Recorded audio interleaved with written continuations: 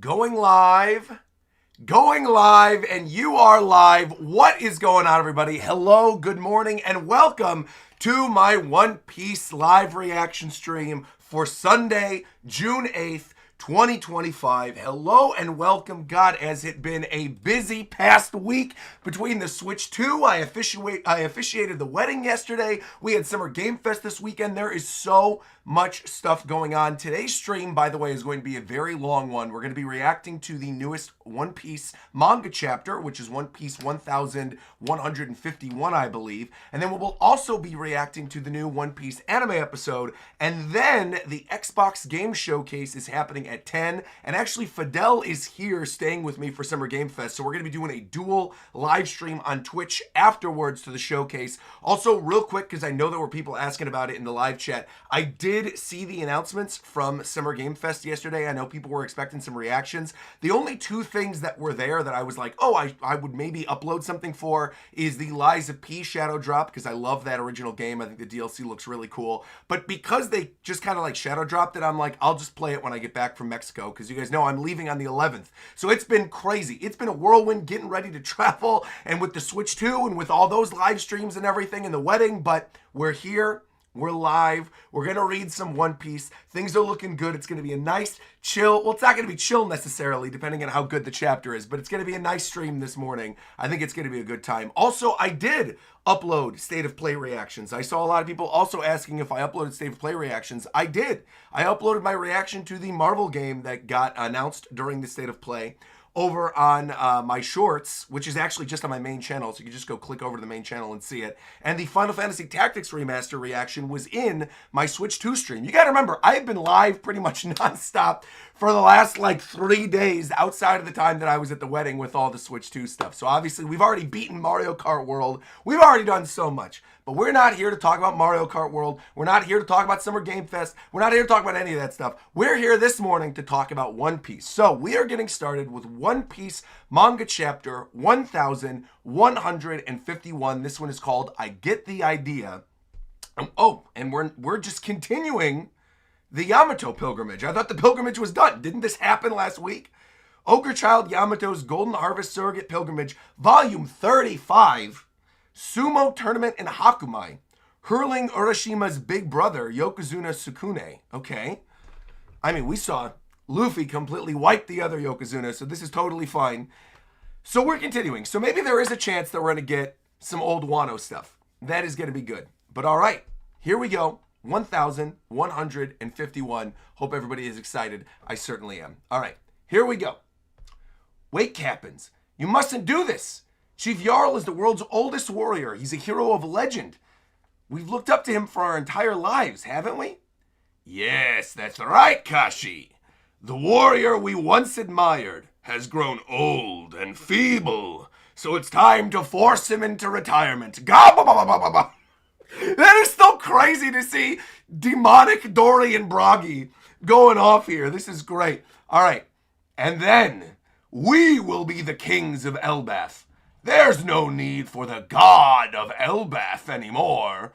Bring the age of war. We'll build an era defined by the ruthless and mighty. And they're going, you guys have never talked like that before. What's gotten into you? Stay back, Kashi. They were flipped over and turned into entirely different people. Now they're like demons, dark and twisted, all the way to their core. And you see them shaking, going, it can't be! It can't be! Thorman! Oh no, I'm trapped between them. I like that we're actually getting full confirmation that it does work exactly like people were theorizing last week, that it literally is like the Reversi game. That's really cool. To the fact that Oda's literally just showing the game board, which I think is kind of cool too. I'm trapped between them. No, wait, I don't want to turn evil. Please, flip me over. And you can see the little white piece go. And you see now it's a black piece and the other one on the other side is white. Okay. What an incredible feeling. No, Thorman, not you too. And you can see his head sticking out with now Demon Dorian Broggy and all these demon giants behind him. Retreat for now. The tides have turned against us. The enemy took out Gabon, it seems. Huh? And you got this great panel there of the newly demonic Thorman with Dory and Bragi and these other giants stomping through the village. No, that can't be. And meanwhile, poor Ripley over here is saying, wait for me, Colin. Is that true about Mr. Ya? Don't worry, Mama's going to save you. And then branch route 8. So you've got these little kids here. Are they? Oh, they're dreaming again? Uh-oh. The giant pirates have turned into demons. And you could see them dreaming. Oh, no. Oh, no. They're going to create more demonic nightmare cryptids? Oh, no. This is not good. And now there's a nightmare hole with little Cuphead-looking devils climbing out of the bottom of it, all dancing around. Which is also cool that we're hearing that with the voice that we know with Moria. That's kind of neat. Okay, get to your feet. You are not actually dead. And you have more of these nightmares coming out of here. Wah-ha-ha-ha. That's right. Get up. Reborn. Oh, are we going to see human Killingham? This is cool. You get like a little bubble underneath there. That's right. Get up. Reborn. There's no waking Elbaf from this nightmare. And then it says, dak-a-doom, doom, doom. I'm assuming that's meant to be like a drum sound effect or something. All right. Yeah, they're little imps. That's what you guys are saying. Little imps. They're just running around.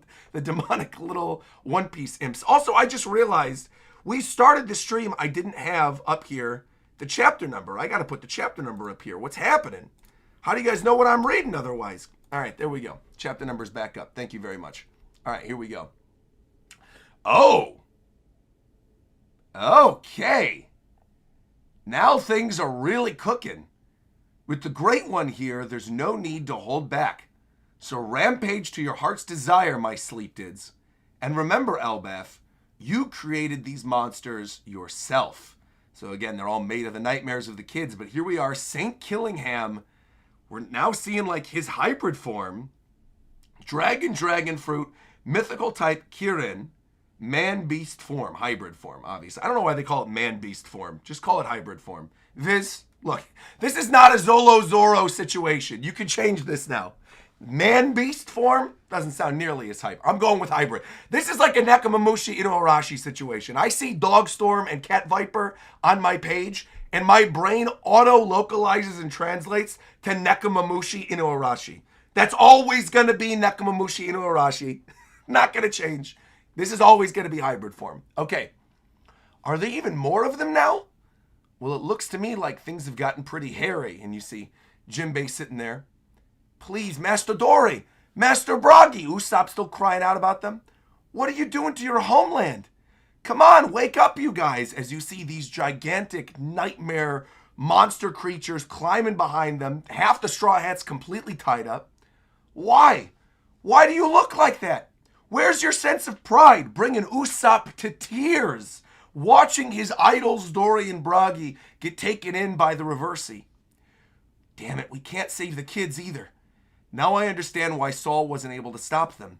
The children are being guarded by monsters and invisible thorns. Come on, wake up, Bent. And you can see one of them screaming, Ilva, please. I don't have time to be passing out. I'm coming to save you, boy. Just you wait. And they're running on over. How far shall we go, Great One? Summers. I don't know. That's crazy that we're even seeing Summers' face like this. Because I am wondering what the heck is going on with him. We know his head is like sliced in four inside of a thing of thorns on the bottom. How is he still talking? How far shall we go, Great One? The playing board is now entirely in our color. And you could see, again, great shot of the nightmares there. They will eventually crumble under the weight of their own personal demons. That is kind of messed up. That the way that like their powers have been working throughout the course of this, which I do actually kind of love, and I'll talk about a little bit more in my review. I do really genuinely love the fact that what the Celestial Dragons and like the God Knights are saying is somewhat correct. That they're actually making it where it's like the dreams and the nightmares of the people of Elbaf are actually becoming their own downfall. Whether it's their pride, whether it's their nightmares, like them preying on what makes the Elbafians weak and utilizing those weaknesses to create strength against them is kind of broken. Also, I'm seeing over on the Twitch chat, we got Safazon in there saying, what's up, Roger? Hello and welcome. Hello, we're live on both this morning. Exactly. Welcome. All right, let's see this. They will eventually crumble under the weight of their own personal demons and continue until it breaks. Until what breaks? The heart of Elbath. This country would have been subjugated years ago if not for Harold's miserable failure. So obviously this is setting up a little bit of the calm before the storm before we get there. Many minutes earlier, the underworld. Oh, so now we're seeing as Gabon and Chopper are falling down to meet up with Loki. Uh-oh, I didn't think this through. I really didn't think this through. But calm down, Chopper. You got this. You can do this. Just make sure he doesn't die. And you can see him running down the tree branch. Looney Tunes style. You got this, Chopper. My assumption he's just going to try to like run underneath him and then guard point. And then he'll probably be okay. I got faith in you, buddy. Oh, yeah, there you go. Guard point. Wow. Look at that shot, by the way, too. Of them falling from the first layer down through the sky and then whoop, into the ground. Ooh, good shot there, too, of the new giant pirates with Luffy and Zoro and Loki. This is good. And Sanji. If you want answers, then beg me for them, Haruden. You killed my father, Loki. He was my father, too. And yet that didn't stop you from ending his life. Come on, knock it off, Haruden. Hey, Chopper? Did Chopper just fall down from above? I think I heard something. Did you see him? And they're like, nah, Luffy's just completely not even minding, eating his food. But wait, it does seem like something just came down from above. You can see all them still munching, Loki still laying there, road behind them. It was beyond the mountains. Say, how did I know that it was Chopper? Well, someone else is with him. They're weakened. So obviously, Luffy's able to sense. He's already in tune with his best version of his hockey. He's able to pick up that it was Chopper from all those ways ago. He was able to sense the hockey of Gabon. That's cool. Hey, this sounds pretty bad, actually. Did they fall all the way from the sun world above? So you could see Sanji weighing in a little bit. Haruden still behind them. And Zoro saying, we got to go search for them. I really do love that shot of the monster trio and the other giants that are going to come through and help us on that one panel. That's on page 11. All right. Oi, Gerd, Goldberg, you got anything on your wish list? Like someone's head or some jewels or something? Oh, sure, we got wishes. But we're not unlocking your cuffs, Loki. Damn, bunch of goody two-shoes. Loki's still laying on his back. Shaggy, listen, I'm really busy. How about you call back later? So obviously he's trying to say something. His little buddy on the Den Den Mushi that I almost forgot about, to be honest, is trying to say something, saying, okay, Loki, and then he's cutting him off. Don't worry, this won't take long. As a matter of fact, I'm busy too. But just one thing.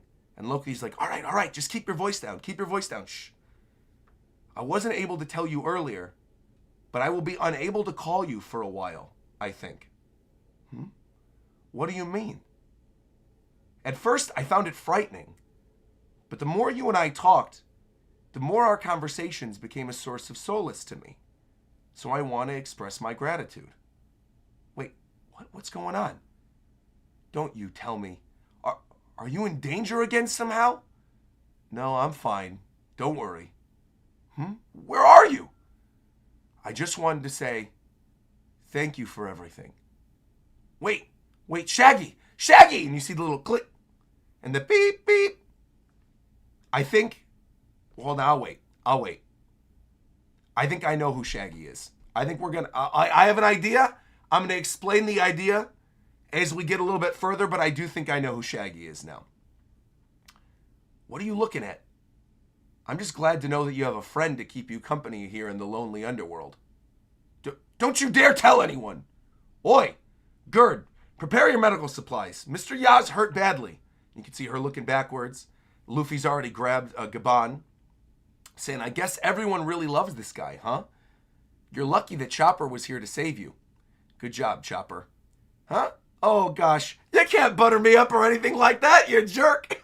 Good timing for him to throw that Chopper thing in there, considering the fact that we just got the official reveal of Chopper in, the live action. Because that was during the last chapter. All this happened the last chapter would have been right after. Because Tadum was last Saturday, wasn't it? Dude, there's been so much going on over the course of the last 10 days that they're just like completely a blur. Yeah. I think Shaggy is Shirahoshi. Bro, Shaggy's not Shirahoshi. I know that Mosa, right, is like the name of the the name of the, what's it called? Like the little friend that he's talking to. But I just assumed Mosa was just like the translation name and that Shaggy was how they were translating Mosa, right? But I do have an idea of who Shaggy actually is. And I'll explain what that is during my review portion. But all right, here we go. You can't butter me up like that, you jerk. Luffy's going on over. Let's see. Wait. This old guy was on the King of the Pirates crew? He sailed with Roger and Rayleigh. So now we're getting confirmation that now they know who he is. He sailed with Roger and Rayleigh. He and Dark King Rayleigh were known as the wings of the King of the Pirates. What was I saying? Long time ago that Zoro and Sanji are going to be, oh, I love this. This is great. I assume he was the third strongest on the crew. So he was a huge pirate, huh? That would explain why he was so tough. And it also means that he knows Shanks. But look, he's trying to say something. You can see Haruden looking down. What is it, Mr. Ya? Bro. And Scopper's going, second strongest. So clearly, Rayleigh and Scopper have the same type of rivalry that Zoro and Sanji do too. And in his dying words, Ya's holding up the two. Saying he really seemed fixated on that detail. Second strongest. Well, it's so good to see you awake again, Mr. Ya. But how could this have happened to you? And the Chopper saying, oh, about that. You see, there's huge trouble going on up there, Luffy. Now listen up, everyone. The children were taken hostage by a couple bad guys, and nobody can do anything to stop them. There are giant monsters rampaging around, and you could see the hockey emanating off of Emu. No, that hockey, and even all the other giants are going, my word, with exclamation points flying all over. Ooh, good shot with the three of them, too. Haruden saying, everyone back on the lift. We're returning to the Sun World. Elbaf is in danger. And Luffy's going, save your breath, Chopper. I get the idea, because now he's sensing more and more of the hockey. And Loki, of course, screaming, saying, whose preposterous hockey is that? Doga! Looks like you're going to need me after all. To be continued. One Piece 1151 and thankfully there is a break next week, so while I'm gone, while I'm in Mexico, there will not be a One Piece chapter, which is great. That means we're going to come back 2 weeks from now with a double anime live reaction and my chapter reaction, which is great. This break could not have happened at a better time. This is actually perfect. Very, very happy about this. Very happy about this. Now, with that being said, I'm going to hop directly to my review portion. I'm going to share my idea on who Shaggy is, all right?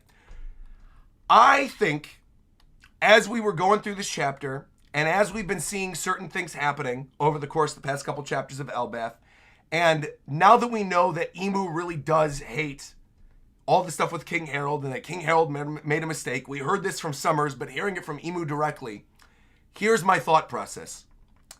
I believe Chief Jarl, in the village of Elbaf, is Masa/Shaggy. I believe that's Chief Jarl. Because I was thinking about, like, it's got to be someone with a lot of hair, someone who's present within Elbaf, someone who's around and knows what's going on. So I think it's Jarl. I know there's people who think it's Dragon. I know there's people who think it's Shanks. I do not think it's Shanks. Because if it's Shanks, why would he call up and be like, sorry, I'm busy right now. I can't talk right now. We can't do this. The Shanks thing doesn't make sense. I think people want it to be Shanks. But considering the fact that Loki clearly hates Shanks, and we never really got, thank you, by the way, to Lydia, coming through with a Nakama tier membership. Thank you very, very much. Thank you. I think it's not Shanks. If it was Shanks, I do feel like we would have had something else with Shamrock when we had that chapter with Loki. I also do not think it's Dragon. I'm not going to say that it's not Dragon 100% because Dragon being at Marijoa right now and being busy with the fight against the Celestial Dragons and the God Knights makes sense. But we kind of are theorizing, especially over the course of the last couple chapters, that there may be some weird time dilation thing going on with Elbaf. Thinking back to that first couple chapters of this arc, where they said, you know, time moves differently on Elbaf. Things move differently around here. Don't get caught too long. My assumption is that something is going on in Mare Joa right now, and what we mentioned last chapter is basically by the time that we get back to Mare Joa after Elbaf has ended and we're into Final War, that we will sort of enter that Final War mid-Final War happening. You know what I mean? But the reason I think it's Jarl is that I think for a long time, a lot of us assumed that Jarl was against Loki in that situation in which Loki fought with King Harold and we saw the sword in his helmet. But knowing what we know now about Emu, right? And knowing that it's Harold's sword inside of Jarl's head, here's what I think happened. This is like fully what I believe happened. I think Loki and Jarl went to King Harold's palace. I think Emu, upset with King Harold's decision to not work with them, Domi reversied and took over all the giants that went in the castle, took over Harold, turned them all into demons. I think Loki and Jarl killed them, stopped them, obviously after they had already been taken over by the demon power of Emu. And knowing that the two of them would never be able to see eye to eye, and Loki essentially self-sacrificing and being like, look, I'll take it. I'll be the one who says that I killed my father for the good of Elbaf or whatever. Elbaf needs a leader. Elbaf needs a king. Allowed Jarl to live on.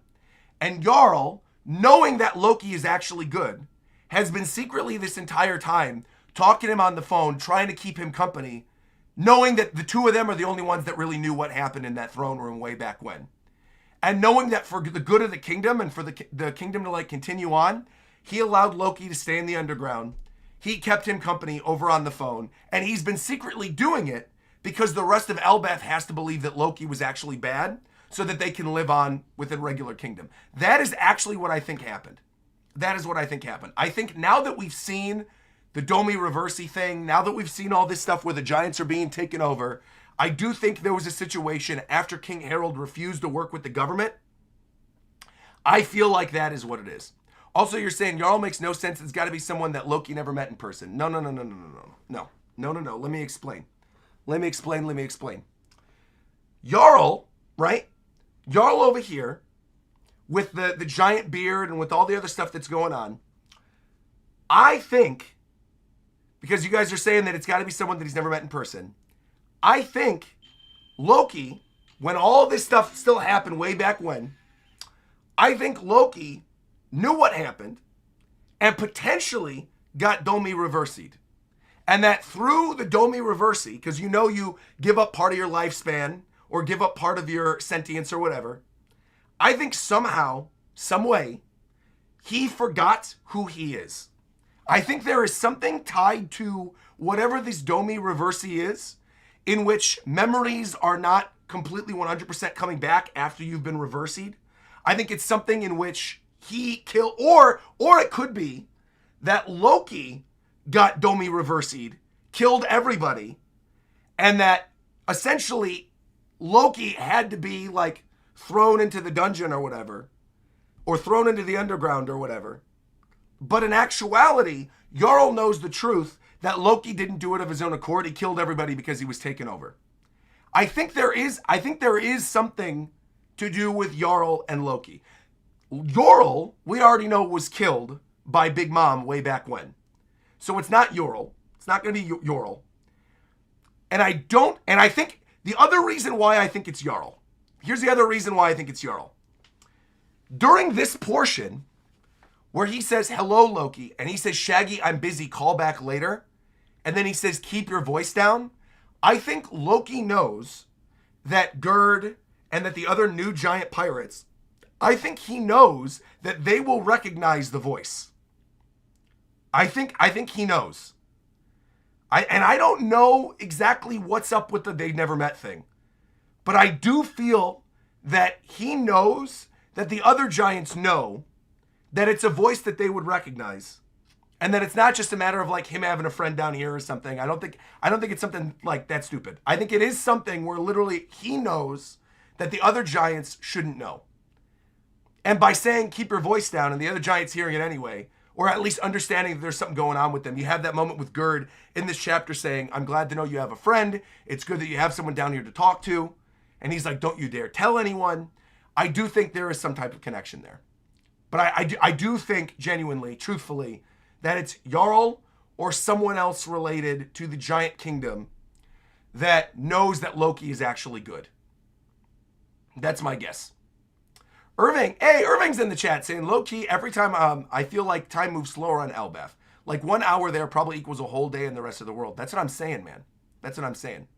Leonardo said, go back and reread their first conversation. You'll see why it's not Jarl. Do you know what chapter their first conversation was? Because I'd be happy to pull it back up again. But after reading this chapter and knowing the Domi Reversi thing and knowing the thing about the giants and some giants being bad and some giants being good and taken over by the powers, I do genuinely feel like it's a giant that we've already met. And now that we know it's not Mr. Ya, because Mr. Ya is obviously present down there, and I thought at one point maybe it would be Scopper, now we know it's not. I'm not really sure. It's 11:34. All right, let me read. We're going back real quickly to 11:34 and reading the first conversation between Masa and Loki. So we're in the underworld, and he says, am I bothering you? Loki says, I could use a conversation powder. I've got all the time in the world. And he says, are you still traumatized by the experience you were telling me about? And he says, see, hold on. I am, even now. The memory makes me tremble uncontrollably. It hurts me to hear it too. I've never met nor seen you, but through some twist of fate, we've been long friends. If I were there in your place, I'd have razed it to the ground and killed them all my stead. No, okay. No. Time out. Hold on. I wasn't hoping for that much. That's why you're so weak, Shaggy. Listen, you don't want these fools to get away. You put them down for good. They'll come back for vengeance.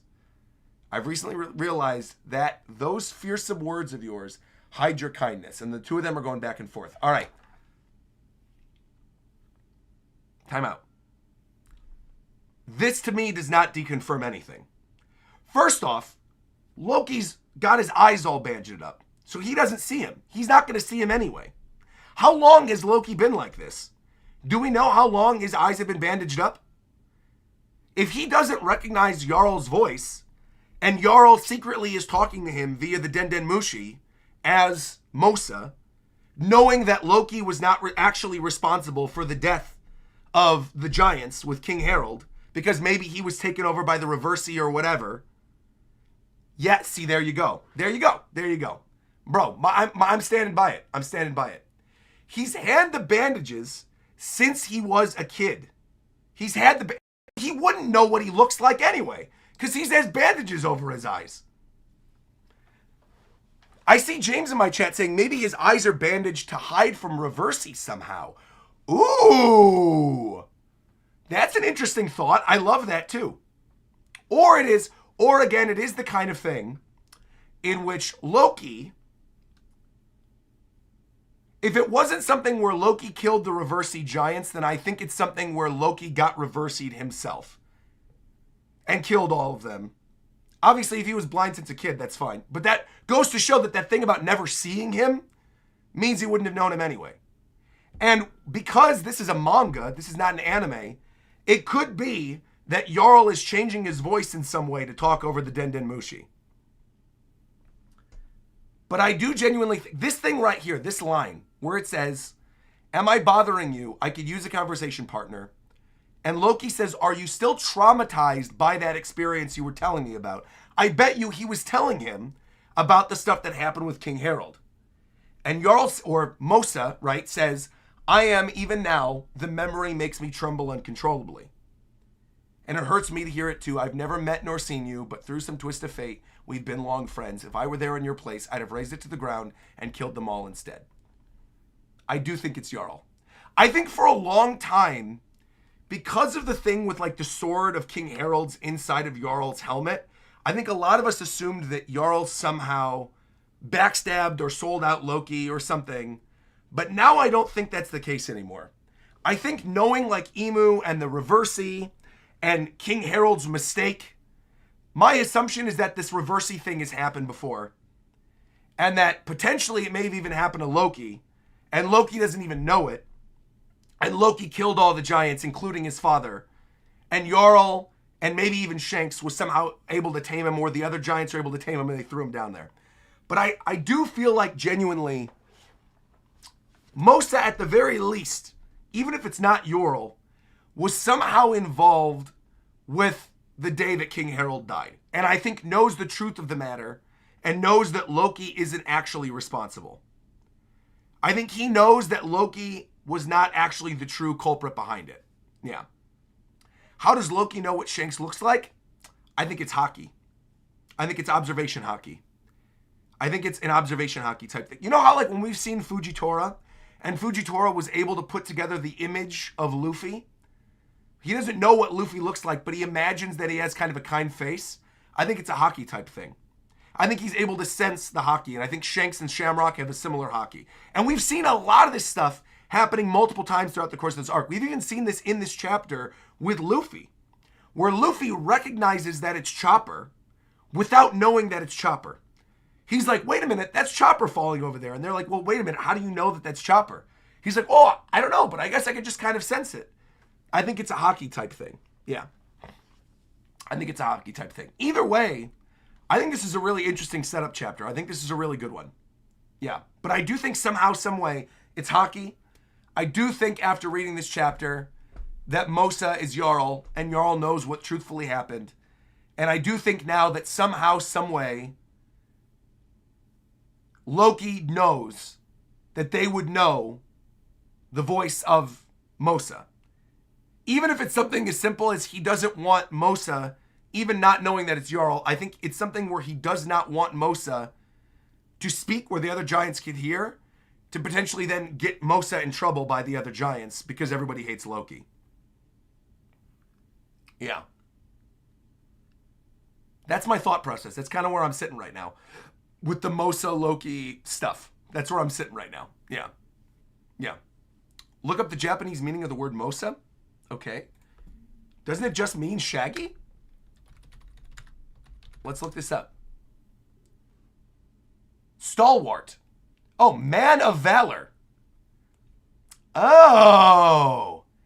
Man of valor and well, okay, well that just adds more to what I was saying. That it's someone, that it's a giant who knows the truth of the situation and knows the good of Loki. That's 100%. I am like so convinced that's what it is.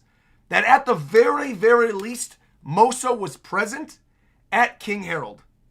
He was present when all this stuff happened and knows that Loki actually was not responsible for the death of his father. Not fully responsible. I'm seeing some people saying they think it's Bartolomeo. Some people thinking it's Morley. Some odd choices, but okay. Bartolomeo and Morley. Where are you guys getting that from? What the heck? Well said. I don't think it's Jarl, and this might sound strange, but I think it's Shirahoshi, and I have a couple reasons. Explain why you think it's Shirahoshi. That makes no sense to me. Explain why you think this friend is Shirahoshi. I genuinely want to know. Essentially, Roger talked to Neptune and called Shirahoshi a shaggy daughter in 967. Mosa says they went through a traumatic event. Shirahoshi was almost kidnapped, and the Denden Mushi has long eyelashes and a lady design. It does not have a lady design. What are you guys talking about? What? It does not. How does this Denden Mushi have a lady design? It literally looks like a shaggy old man. He also talks in a polite, noble-like way, nothing like Jarl. Again, I feel like that is to conceal who he actually is and that he knew the situation. Yeah, he's like a totally bearded Denden Mushi. It has lady-like lashes. What are you guys talking about? It looks like it has old man lashes. It doesn't look... I'm going to go look back at the original chapter we see Mosa. This does not look ladylike to me. I mean, who knows? It's 2025. We can't judge based on outward appearances anymore, so who knows? I don't know. But to me, this snail does not seem ladylike. And I also, if it is meant to be like they're talking with a certain cadence, Shirahoshi doesn't talk like that either. I see Irving saying, give me 5 of what you're having, bro. Yeah, I don't think so. I don't think so. But again, who knows? This is just my own theory. That I think that it's Jarl. But again, it could be anything else. You guys can feel free to let me know your theories down in the comments below. And I know some people are saying it might be kind of basic if it is just simply Jarl. But honestly, I don't think it's really all that basic either, because I think there's a lot of nuance there leading up to if, again, the reversey had happened here previously, Harold got taken over, Loki got taken over, whatever it is. James is saying, I hope it's Eneru. That would be crazy if it was Eneru. If this moment where he's saying, even now the memory makes me tremble uncontrollably, was him talking about the fact that Luffy beat him. That would be crazy. That would actually be crazy. That would be nutty. Yeah, or this being like, what's his name? Arouge. If this is Arouge in some way and that somehow Arouge was talking about the day that Burka was destroyed. Yeah, I don't know. It would be interesting to have it be Morley, to have that directly tie into the revolutionaries right before the final roar. That could also be cool too, though, I guess. That could be cool. Slay It Out super chatted and said, I don't know if it was mentioned before, but in opening 12 at the 30-second mark, Zoro and Robin are actually playing Reversi Othello. It's kind of crazy that it was that early. You know what we got to do at some point, now that Switch 2 is out, and they added like that Switch 2 upgrade for Clubhouse Games? Switch 2 has Othello in it, doesn't it? I believe Clubhouse Games has Othello. Hold on. It does. It does. We should do a dedicated Clubhouse game stream where we actually learn this game. You know, we can even do that on Monday. Because Monday I was going to play Welcome Tour. Monday I was going to play more Mario Kart. How about on Monday, we have a segment of the stream dedicated to actually learning this game? Because I do think like knowing the full rules of the game is going to make for a better understanding of what's happening moving forward into the future. I think that's actually a really good idea. That somehow we turn on Game Chat or something and we learn how to play Othello. That would be kind of cool. I'm down to do it. I'm very much down to do it. I think that would be a super fun way to spend some of that stream on Monday. Yeah, I'm down. Also, did you mention the thing about the Lunarians? Oh no, Irving, hold on. I want to bring that up. Yeah, so Irving, my buddy Irving actually texted me. This was a couple days ago. Hold on, let me pull this up. And he sent me this image. Here we go.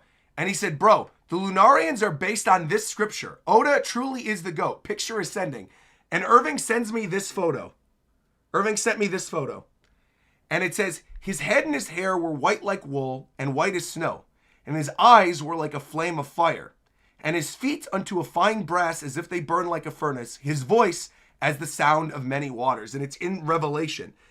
And right there, this is a piece of the scripture that apparently is referencing, well, it's not referencing, obviously, but the Lunarians are somehow, some way, pulled from this piece of scripture, which I think is kind of cool. That is a cool, I almost remember us discussing this back when King was first introduced. Remember when King was first introduced, someone brought up in the chat that there was some tie to some biblical thing, and then we looked into it, and then we were talking about other stuff at the time. But actually seeing it, and having Irving text me that, I was like, wait a minute. The Lunarians are tied with the scripture, and that's also really cool when you think about like the ties to other religions and the idea of like gods within the One Piece world and the sun god, and yeah, it's cool. That maybe somehow, some way the Lunarians are somehow the closest to one of the 4 gods that was in the mural. The Seraphim are the angels that are closest to God after all, says Eclipse.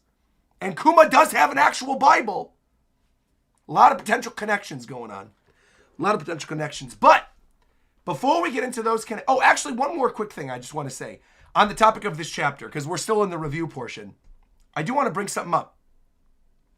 Also, Heidi said, yeah, I wouldn't put it past Oda. And Irving said, my mind is blown. My flabbers were gasted.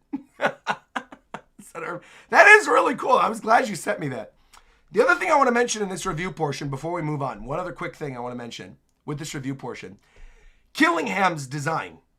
I feel like we just kind of like only focused on the stuff with Mosa and like the movement of the stuff with the giants. We haven't really touched on Killingham. I really like his human design.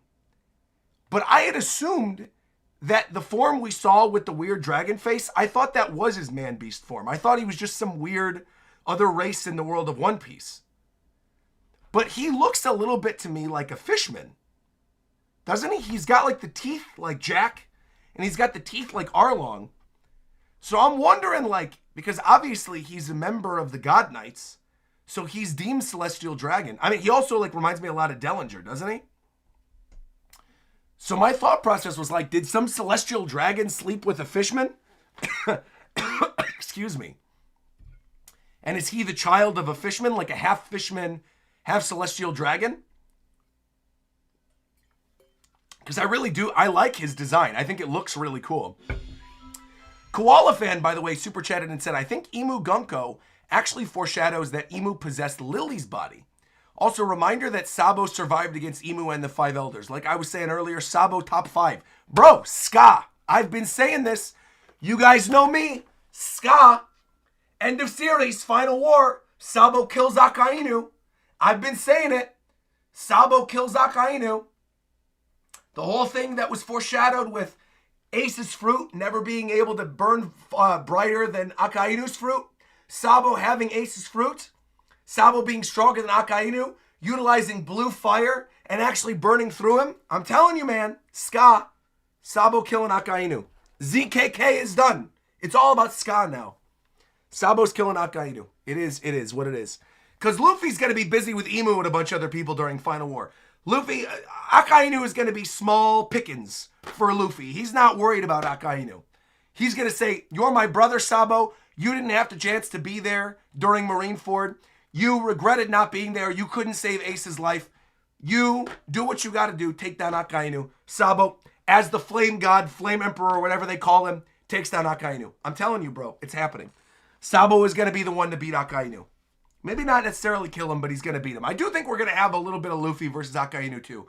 But I think Final Punch is going to be Sabo.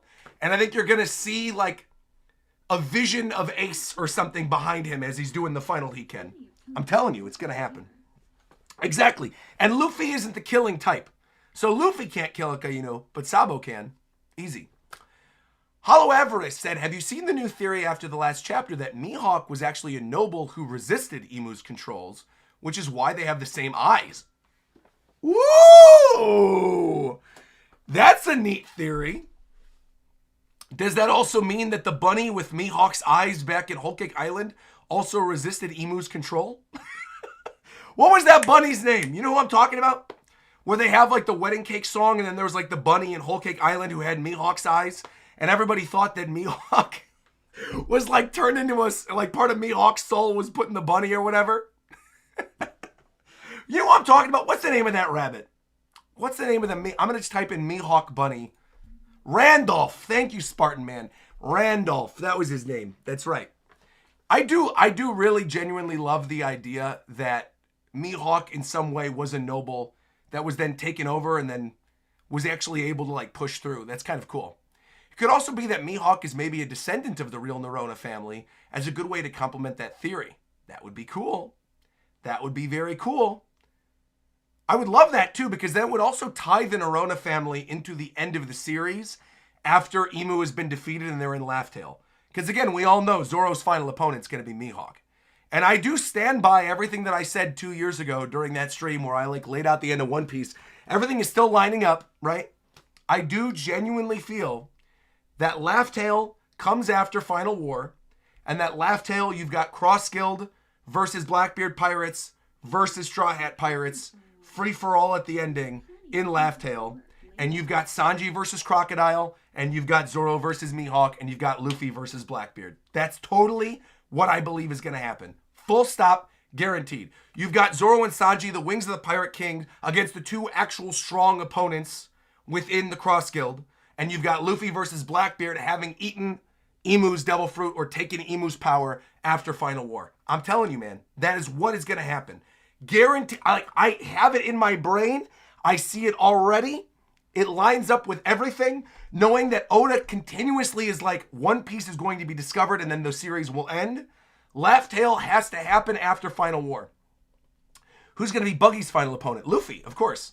I've laid this whole thing out before. TLDR, they get to Laugh Tale. Shanks sacrificed himself at Final War to stop Blackbeard after having already consumed Imu's power after the Final War concluding, and allows his brother Buggy and his mentee Luffy to go off to reach Laugh Tale. Luffy and Buggy cry. They race to Laugh Tale. They get there. Luffy and Buggy have their first confrontation. Luffy obviously full Looney Tunes Buggy. You get this big wacky fight that Oda said he's wanted, with him just like completely wrecking Buggy, team rocketing him all the way over to the other side of the island. Buggy lands in front of the One Piece. Morgan's in the sky, discovers it, reports to the world that Buggy is actually the Pirate King, when in reality Buggy is not, but it continues the trend of him failing upwards. So the rest of the world thinks that Buggy's discovered the One Piece, but he doesn't know what the hell it means. So he's sitting there, he doesn't know what to do with it. He's pissed that it's not actual treasure. And he's like, what is this?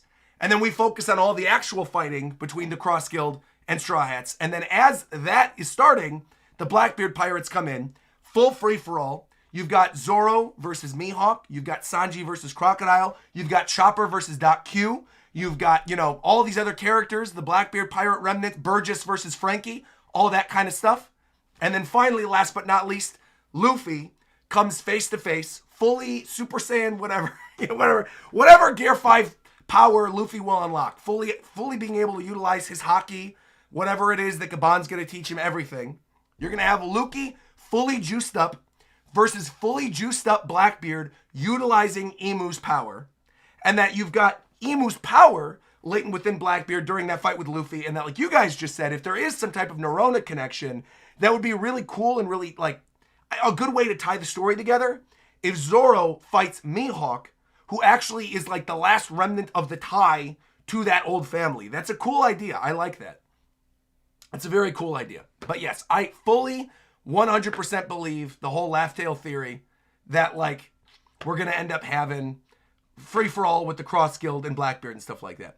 Giuliano said, leave room for uncertainty. You were also 100% sure about Ichiji and Niji being Bellamy and Killer. I was not. If you go back and watch that video, I was 100% certain that Sanji's brothers were named Ichiji and Niji. And guess what? I was right.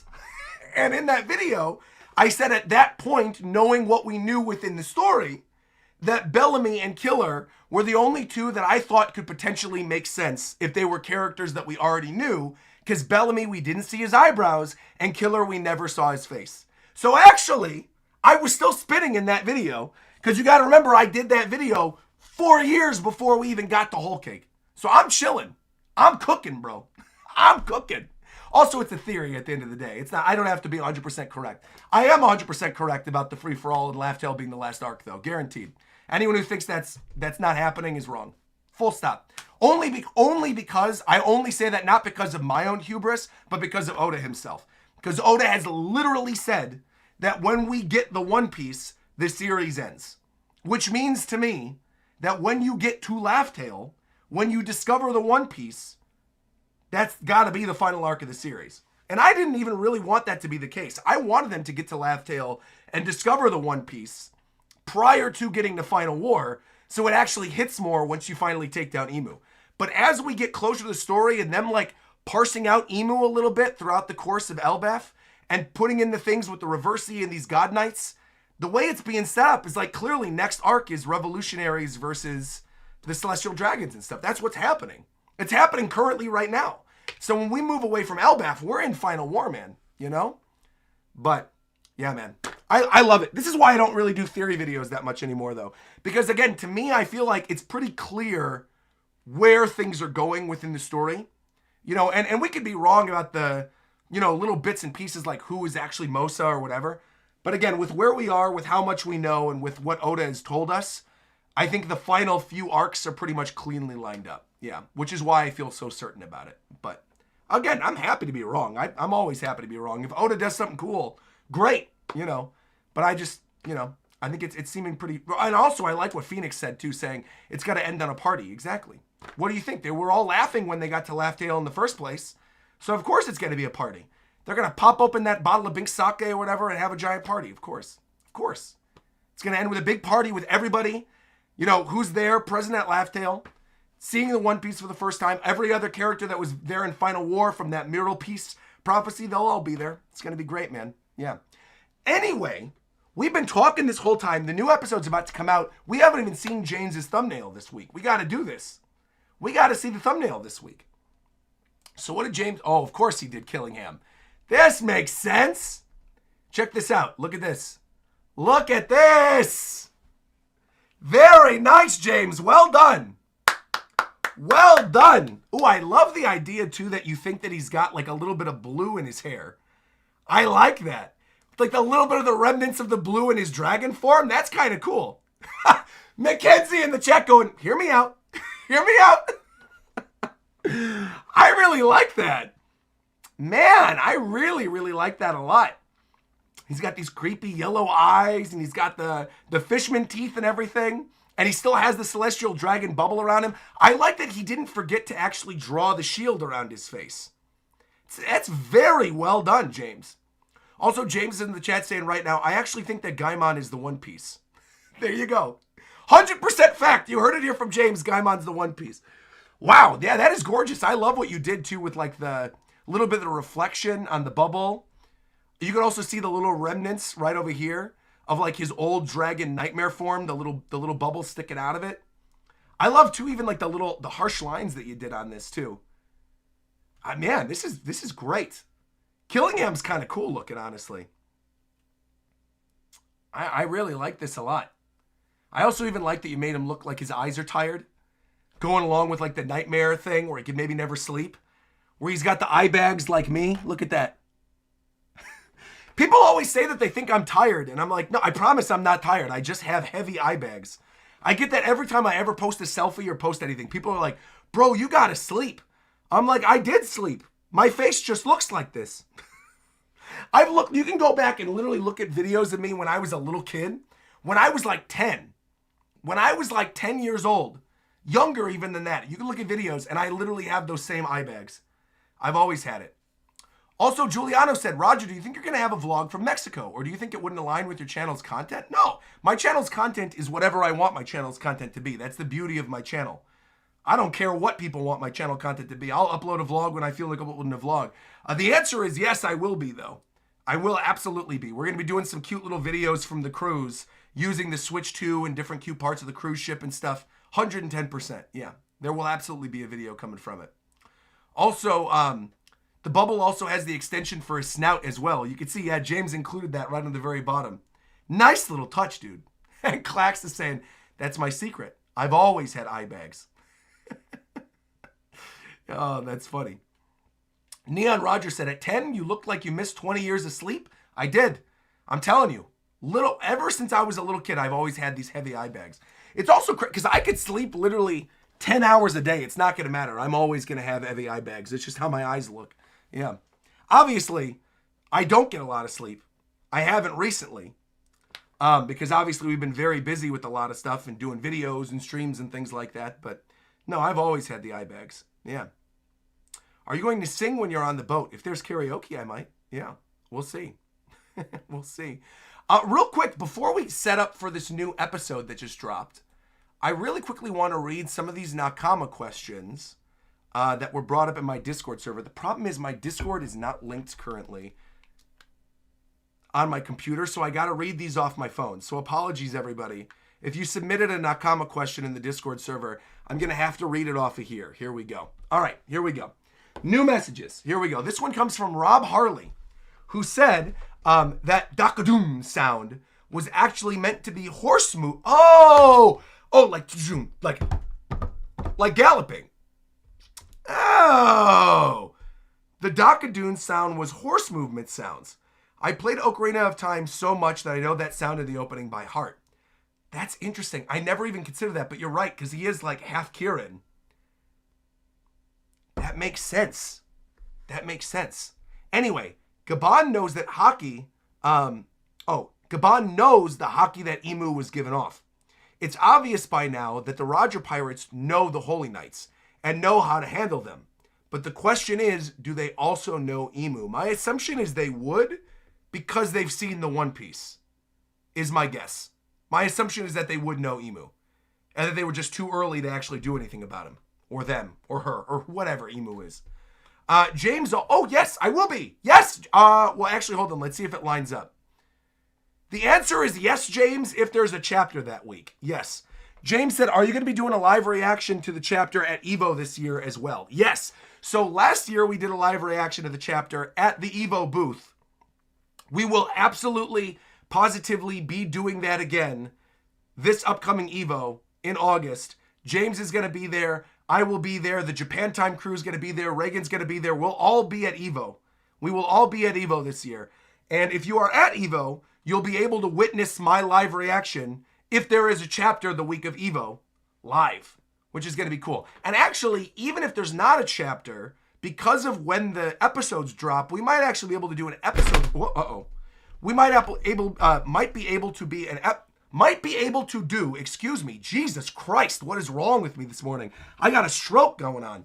We might be able to do an episode reaction at EVO, even if there's not a chapter to react to. So regardless, we may be able to do something. We may be able to do something at EVO. I've noticed that you have a 5 o'clock goatee. Are you planning to let it grow? That is just the shadow. I promise there's no goatee there. Nothing whatsoever.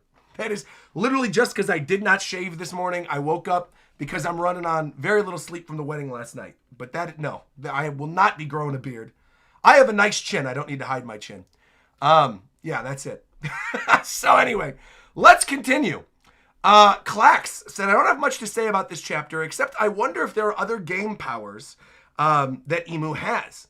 Othello wouldn't necessarily work well in a one-on-one fight. So do you think that Emu has some type of other power? Like based on a board game? I'm not going to say no. I kind of like the idea that maybe Emu has some other power based on a board game. Yeah, I'm not going to say no. I don't know what the power would be, though. What would be like a good 1v1 kind of power? Like, Connect 4? Could you imagine Luffy versus Emu, and you have Domi Connect 4, and each one's dropping a little circle? That would be ridiculous. That would absolutely be ridiculous. Or actually, chess could work. Chess could work, where you have like the king and the queen and all these other pieces that you're moving, and you've got Emu moving his pieces on the game board of the final war, and Luffy moving his pieces, and it's all of his allies throughout the course of the series. I do kind of love that. Also, what is this? I see James in the chat saying, if Roger grew out facial hair, would he be Shaggy? He'd be like the Den Mushi. No. Again, I'm not doing it. Not doing it. Also, I see Heidi linked me to something about Vikings over here. What is this? Now, I am going to completely butcher this name. Apologies. It's Hnefatafl. How do you say this? I'm Google Translate how to say this Viking game that looks a little bit like Othello. Something Tafel? Heintafel? How to say... Okay, it's pronounced... Oh, wow, I was completely wrong. It's pronounced Nefatafel. Nefatafel, with the H being silent. Interesting. It's a Viking game that was popular in medieval Scandinavia. Some of the saga references have contributed to the controversy over the year of possible dice use in the game. You can see the game board here. You can see it literally over here. It's like black pieces and white pieces. Huh. You set the pieces out with attackers arranged in groups of 6 at each side of the board, making a total of 24 and 12 defenders arranged around the king in the center of the board. The dark pieces are the attackers, and they move first. Their aim is to prevent the king from escaping one of the corners and to box him in on all 4 sides so he can't move. The aim of the light pieces is to avoid siege and maneuver the king to one of the corner squares. All pieces move in the same way along rows of squares in any direction, like the rook or castle in chess. They do not move diagonally. Oh, hold on. May be moved as many spaces as are free, but they may not jump over other pieces. The central square is the king's square, and no other pieces occupy it. Sandwiching one piece between two opponents' capture pieces. However, a piece moved deliberately between two of the opponent's pieces is not taken. The king cannot itself be taken in this way, but may take part in taking other pieces. If the king is taken, it means it's been surrounded by all four sides. Well, let's see. 1, 2, 3, 4, 5, 6, 7, 8, 9, 10, 11, 12. Luffy, Zoro, Sanji, Nami, Usopp, Chopper, Robin, Frankie, Jinbei, Brook. And then maybe the other pieces could be like Loki, Haruden. Because what if it's 12? 1, 2, 3, 4, 5, 6, 7, 8, 9, 10, 11, 12. If it's Luffy in the middle, and then you've got the other Straw Hats, plus the allies of the Straw Hats in Elbaf, versus all, so Gabon, essentially, Gabon, Loki, Haruden, and some of the new giant pirates, versus all the Domi Reversi giants, and them sort of standing strong in the middle and holding down, taking out the rest of them. It's kind of a cool idea for how the fight could look at the end of Elbaf, with sort of Luffy in the middle, controlling the board, and all the other attackers. Yeah, Loki and Bonnie could be included in that. There you go. Loki, Bonnie, Haruden, and Gabon. I kind of love that. What a neat idea. Thank you for bringing this up, Heidi. I never even knew about this version of the game. This is cool. Yeah, and it's still like the black and white pieces. And it plays on the Reversi idea. Very cool. Very, very cool. Thank you for bringing that up. Heidi always comes through with the cool historical facts.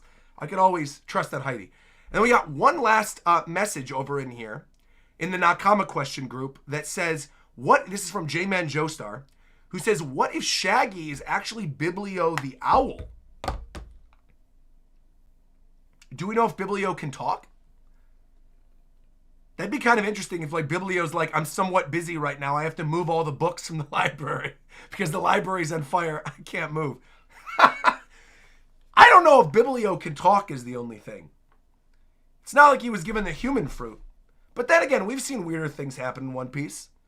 An owl being given speech is not actually all that weird. Yeah. Well, we know Biblio is a devil fruit user because he can shrink what do we know what Biblio's gender is? I'm going to look this up. Biblio One Piece. Very old giant owl, the chief librarian of the Owl Library, overseeing everything. See, maybe Biblio is Shaggy. Because Biblio's covered in the fur and has the long eyelashes. Maybe. Very old. That would also explain the way of speech. Also, it's not shrinking. You can make things grow. That's right. But I thought it was like a size fruit. I thought it could shrink and grow things, right? Can he not? It's just raise up. He just makes things bigger? Oh. I thought it was like a size fruit. I didn't realize it was just growing things. Also, Biblio, I didn't know this. Biblio is the first non-canon animal in the series to have eaten his zone devil fruit. Or the first canon animal, excuse me. The first non-canon was Noko. But the first canon animal in the series to have eaten a non-zone devil fruit is Biblio. Huh. An old giant owl with tired eyes and glasses. The plumage is dark colored and only its face and ears are lighter. Huh. With the ear tufts and everything too. And he's been alive multiple centuries. Interesting. Also, doesn't the Denden Mushi have fur because it's a special resistant type to cold? Yes, it does. That is true. We literally just read that chapter. I don't hate the idea that Biblio knows the truth of what's going on in Elbaf and knows that Loki wasn't actually bad.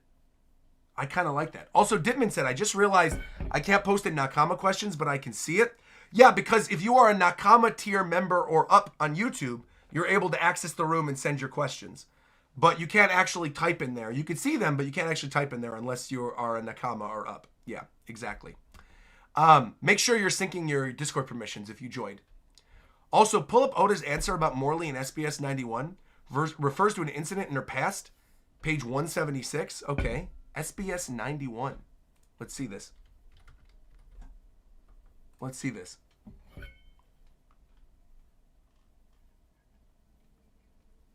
What is going on here with Morley? What do you know what page? Page 176. Oh, here we go. Here's Morley. That's 158. 176. What is Morley-san's power? In chapter 538, Eva-sama said that New Kama Land was created by a tunnel-digging ability user. Does Morley-san have anything to do with that? Well, we know about this already. Since giants have such long lifespans, could it be that Morley-san made it a long time ago? Morley's ability is the Oshi Oshi no Mi, the power to break apart and push various objects away and be submerged underground and create space there. She is currently 160 years old, but used to be an extremely evil pirate who was captured more than 100 years ago, where they created that place in Impel Down. Aside from being an ability user, Morley managed to break out of prison without people noticing, then got involved in a certain incident. Joining the Revolutionary Army is actually a fairly recent event. Oh. Interesting. Eva-san made use of the space that was created, but she was the one that created the atmosphere. Although Morley was the one that made the space, New Kama Land was undoubtedly created by Eva-san. In the end, Eva-san still didn't know that the tunnel-digging ability user was Morley itself. But we knew already that Morley cultivated New Kama Land. Obviously, Eva's the one in charge. But we knew this, didn't we? What does this have to do with what's going on right now in Elbaf, though? Like about potentially Morley being Shaggy. Is there a connection there? Also, is the One Piece maybe a missing piece of a magical game board? The One Piece missing? that would also be crazy. That would be crazy if that's what the One Piece was. Man.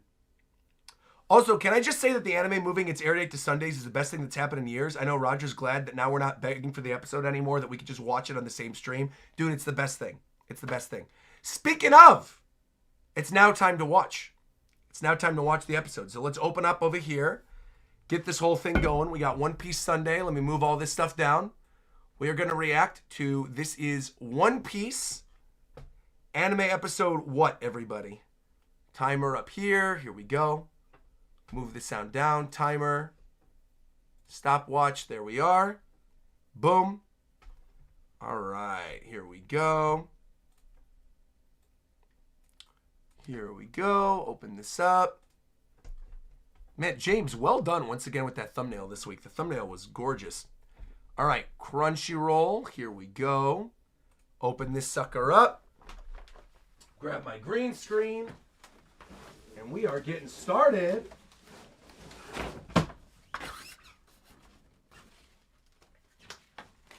Here we go.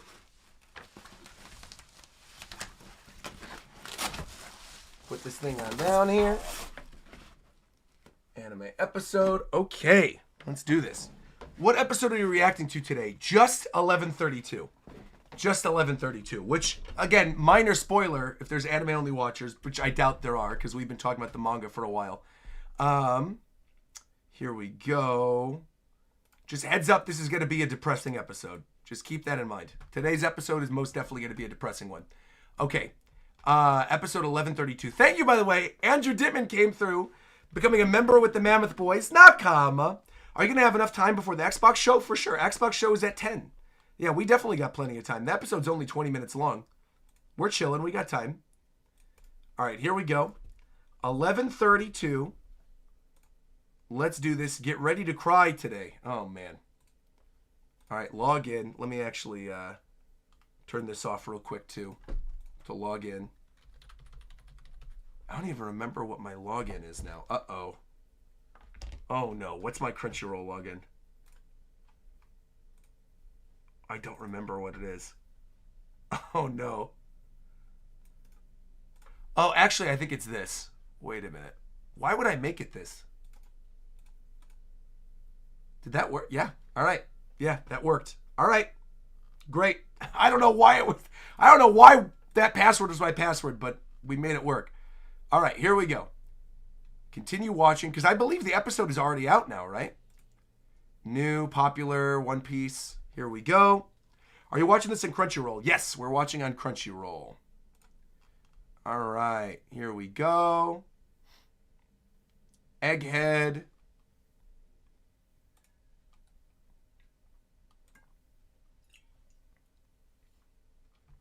And this is, what's the chapter?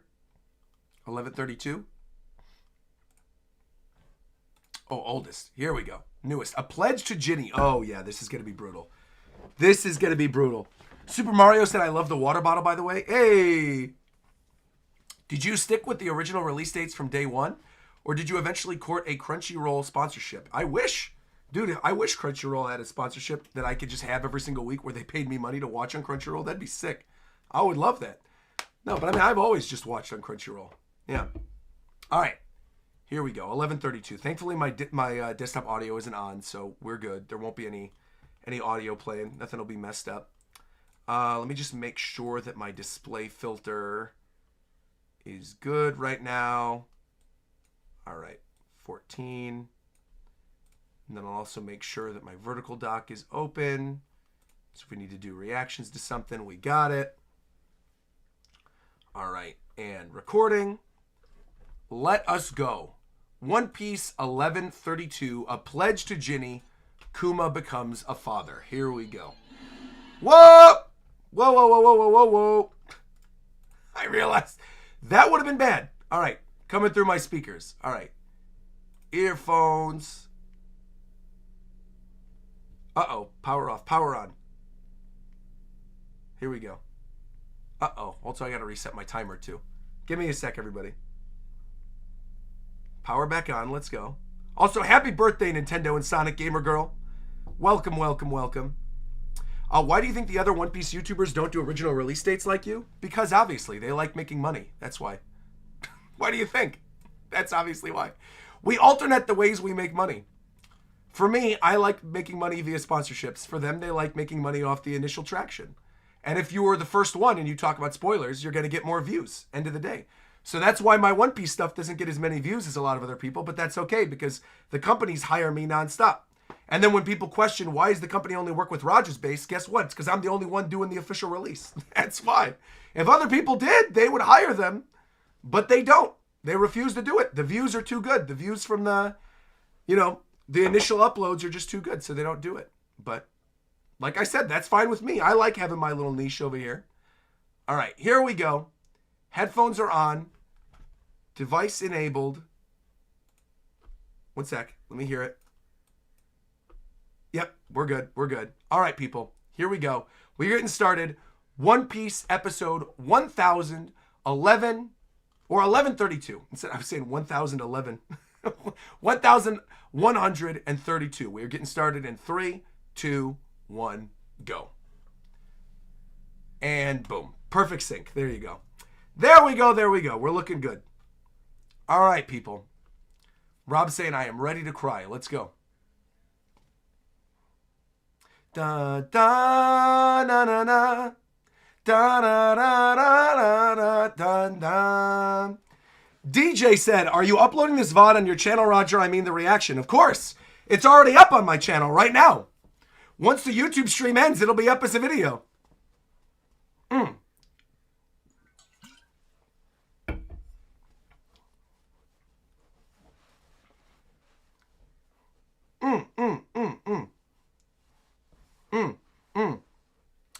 Giuliano said, honestly, bro, I think they know your approach is better, but they know it's too late for them to switch to the original release date. That's also true. When I switched, it was 2018.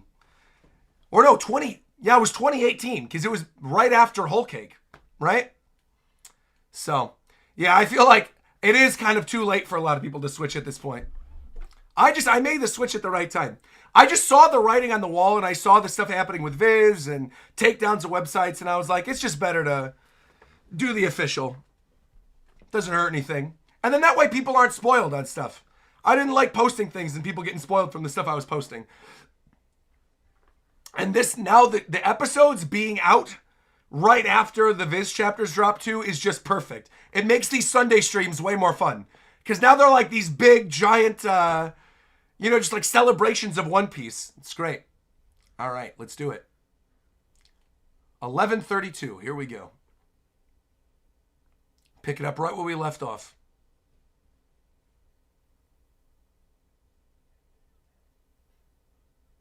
Oh, I don't have my subtitles on. I'm like, what's happening here? There we go.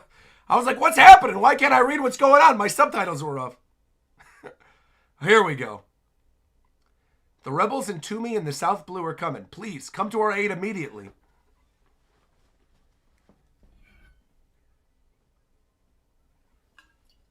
So this is after they were saving the people from the Goa Kingdom.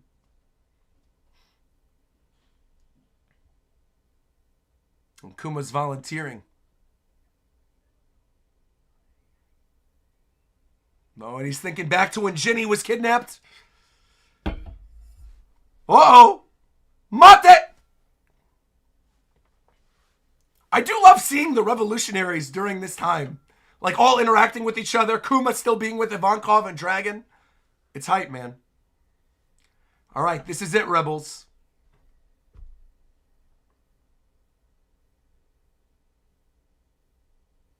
The way he even lands like a beast. And he's still thinking about Ginny. Man, oh man. This is going to be brutal. It seems the celestial dragon had his eyes on her. She was taken away by a government ship to be that celestial dragon's wife. And he's going all in. Let's go, Kuma. He said, hell no, I'm not letting you take her. Oh, man. Woo! Look at the anger in his eyes. And they were crying over the Denden Mushi. Oh, dude. Kuma. He looks like a beast now, too. The way he's summoning. Ursa, shock. Okay.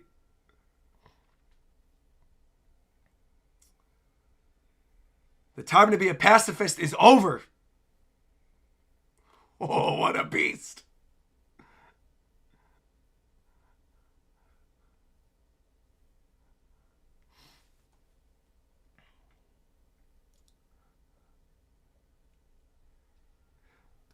See, now the people can rise up, take their kingdom back.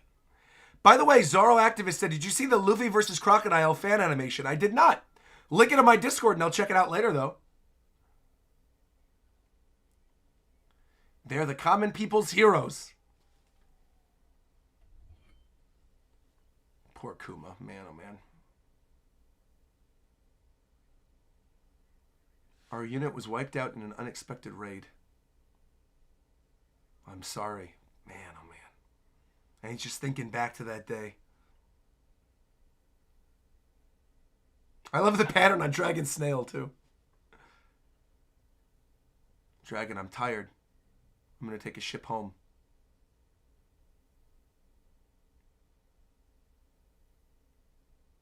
Man. A pledge to Ginny. Kuma becomes a father. This one's going to be rough. This one's going to be rough, people. It's been 2 years since Ginny was captured to be a celestial dragon's wife. And you could hear the... Oh, man. And Ginny totally covered in the jewels. Oh, man. Poor Ginny.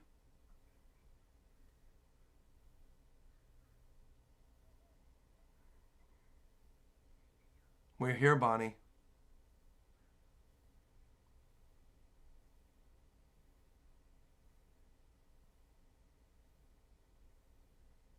Oh, man.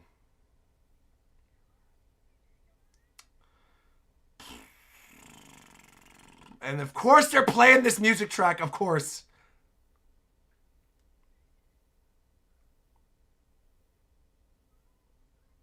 Oh. I'm back in the lower world. But Dragon knows there's something up. I got sick. And they no longer need me, and I've been discarded. How lucky for me.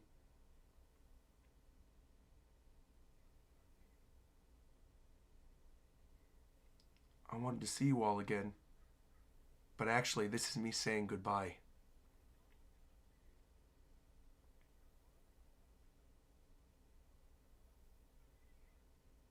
Oh, man. And she's, oh man, and she's still hanging on while she's on the phone saying, I'm sorry, Kuma. I'm dying and it won't be long. Man. You're dying.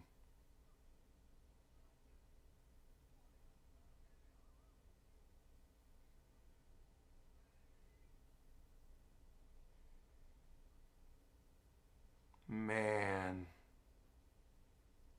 I appreciate your kindness, but don't ever come to see me.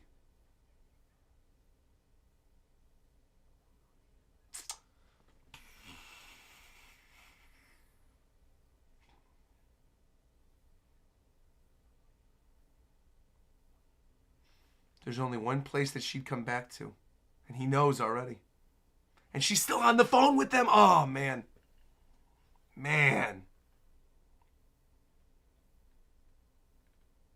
Ugh.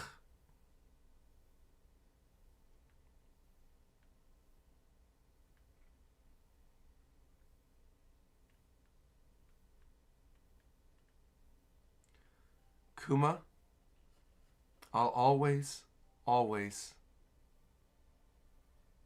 She couldn't even. Oh, man. Oh, man. Oh. And he leaves before she can. Oh. I don't remember it being like that.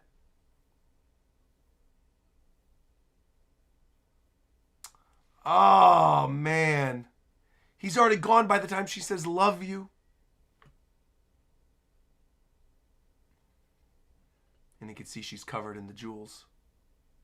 What happened? Her face and entire body.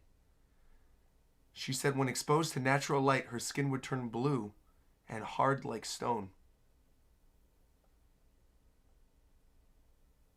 I wondered what happened to her.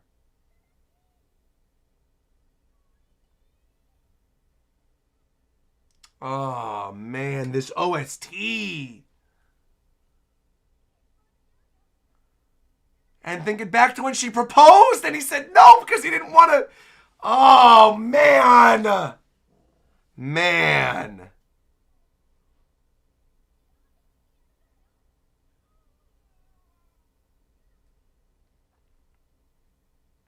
Oh, and he just sees the lone baby there. Oh.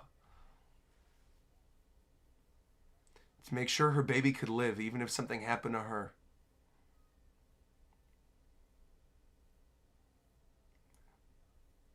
She crossed the sunny seas to get here while she was still alive.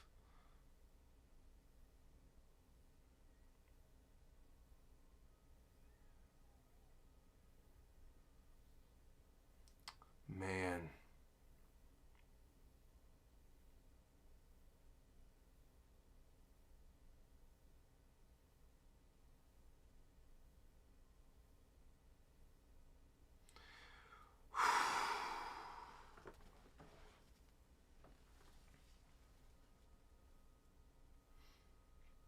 It is also wild to see it fleshed out like, oh man, and of course that's the mid. It's wild to see it fleshed out like this because if you remember when the original manga chapters first came out, Oda was in a little bit of a rough patch. He wasn't feeling well, and so a lot of these chapters looked a little sketchy. So to see them fully fleshed out with music and Kuma crying in his tears and him holding the young Bonnie, it's like, oh, it does hit hard. Man.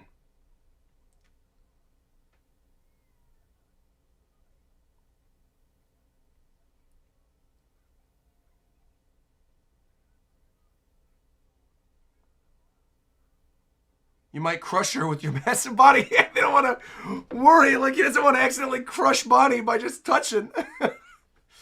Oh, poor little baby Bonnie. But now Kuma knows what it's going to be like to be a dad. Oh.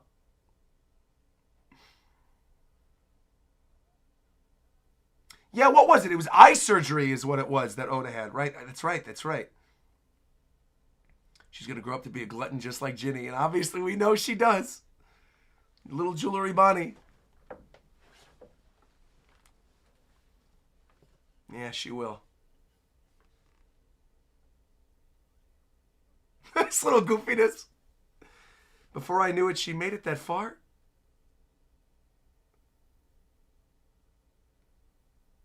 This is an interesting choice of music track, too. It sounds like something out of Pikmin.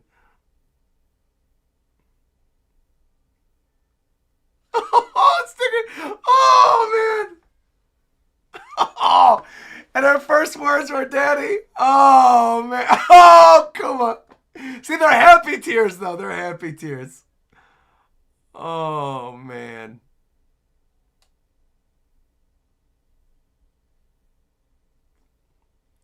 Oh!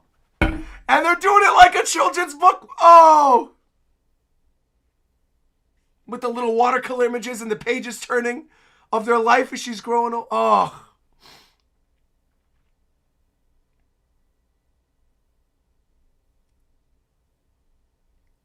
And all the old people are taking care of her.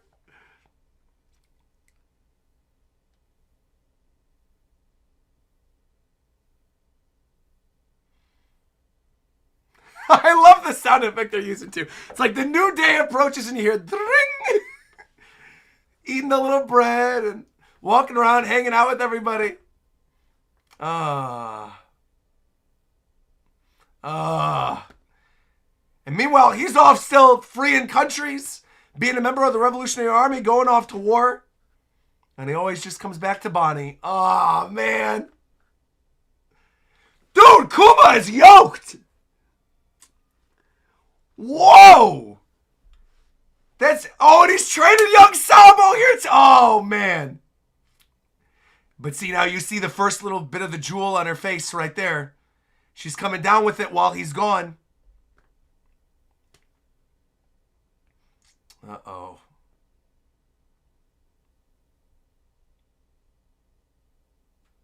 And obviously he knows that's what took her. So when he sees her, yeah.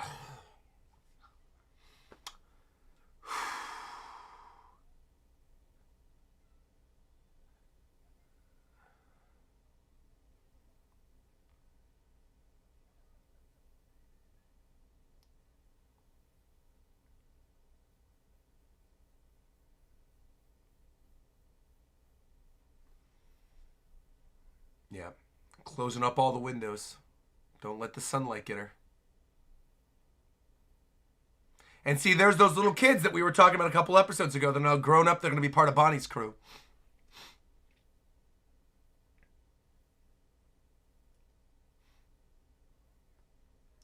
Why are you boarding up all the windows in the church? Because he doesn't want to let the sunlight in. Ah, poor Bonnie.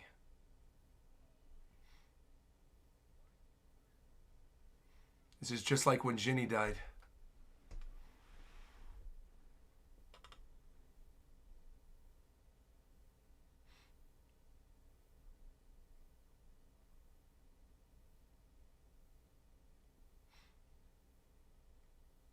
And poor little Bonnie doesn't know what's going on.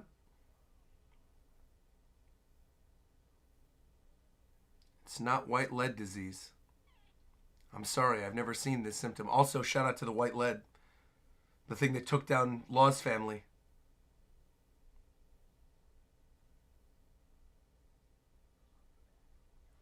But this is when he realizes he's got to go.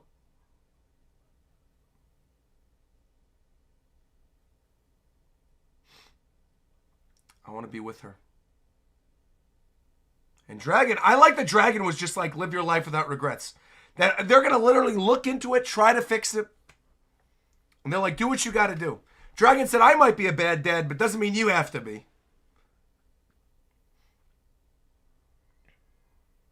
Now she's a little terror. The vampire will eat us alive. Bonnie, age 5. Just beating the crap out of the kids inside the church.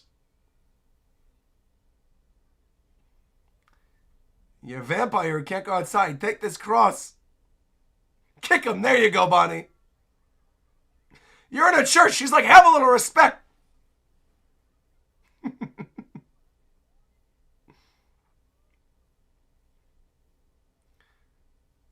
Please don't go outside. Even just seeing you at the door makes me wince. She said, you're a chicken, Dad. I was just kidding.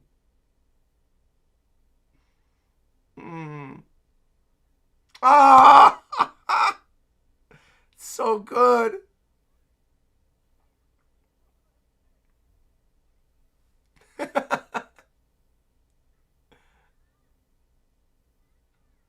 Those punks made fun of the stones on my face.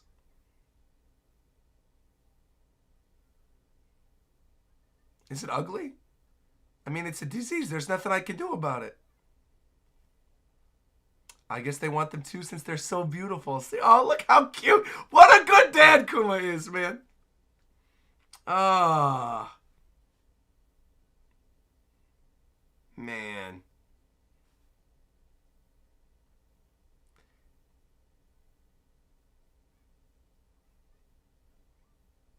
Now they're talking about Skypiea.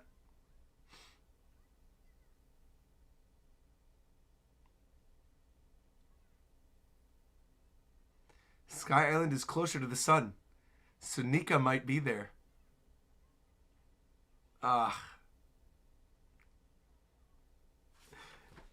They're doing their dance. I also love that they're using the bar music. Oh. Dun-dun-dun. Oh, wait. Oh. Whoa. Did you see the image on the Bible there? With the sun?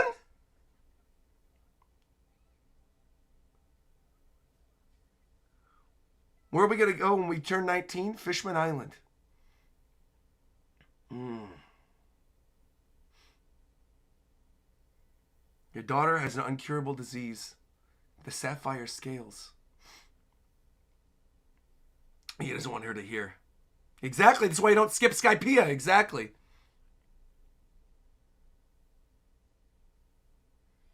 Moonlight even caused it to spread.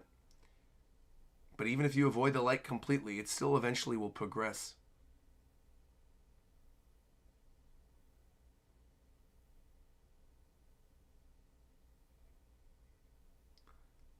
I'm going to be honest with you. Your daughter has 5 years at most.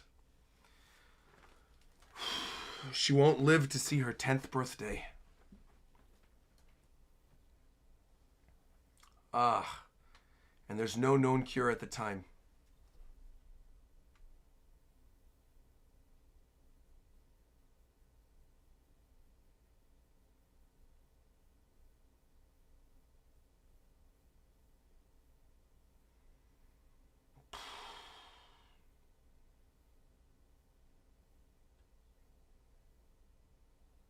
Are they sure there isn't a cure?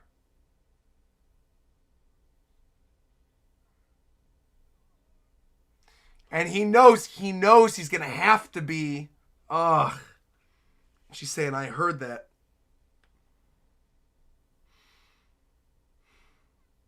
"10 years old, huh?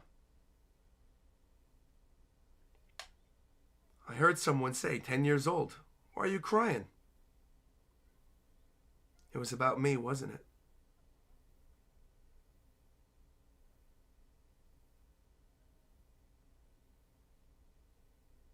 The doctor said you wouldn't get well until you turn 10 years old. I was disappointed that it would take that long.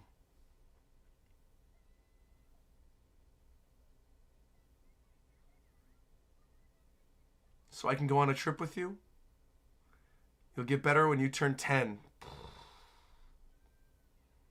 Which then, of course, is going to make their reunion during Egghead all the more sweet. Another year passed, and Nightmare returned to the Sorbet Kingdom. Oh, that's right. That's right. Khalifa's sister. King Bakori did it again. It's 16 years ago all over again. He said he'd burn the people and drag down the country alive. He's inhuman. He started culling people. Yeah, but Kuma's a different man now. He said, I will not let this stand. Kuma the tyrant. It's time. Rise up, Kuma. To be continued. One Piece 1132 end. Man. Brutal episode of the show today. Man, absolutely brutal. Having the loss of his love of his life, never getting to hear her say, I love you, meeting her daughter, becoming a father to Bonnie, and then finding out Bonnie's going to die of the same disease in 10 years is brutal. But I think the way they juxtaposed all the sadness with the happy moments of Bonnie growing up, and like how they made it look like a children's book and the watercolor and everything, I thought they did an excellent job. And now obviously, you know, we're in Egghead right now. We know Bonnie is still alive today. So we know something is eventually going to happen.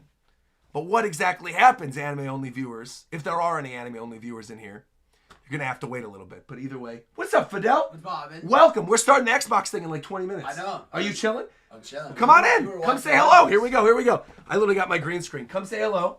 Hop on in. Hey, there we go. So what we're going to do, we are going to end this stream on YouTube right now. We're going to end this stream, but we are going to be continuing doing the Xbox game showcase over on Twitch. So if you're watching on Twitch, just stay put. You're not going anywhere. I'm going to go to like a be right back screen.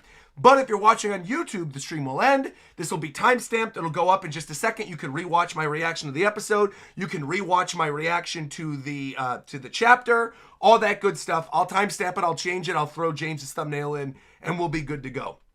But thank you once again, everybody, for coming through the live stream today. Greatly appreciate it. Again, all these One Piece reactions will be up. Thank you once again, everybody who's been watching over on YouTube. But again, we're going to shift over to Twitch right now. I've already started the transition thing, so we should be good to go. We'll see you guys in like 5 minutes over on Twitch. And for all of you watching over on YouTube, thank you so much. I'll be back in 2 weeks with my reaction to the new One Piece chapter, and there will be something else, I think, within the next week that's going to go up as well. And then, of course, I'm going on the cruise. And then tomorrow we're going to be live with Switch 2 stuff. So that'll be great. All evening we're going to be live with Switch 2 stuff in Japan time. It's going to be great. So like, comment, subscribe, and until next time, I'll talk to you guys later. Knock!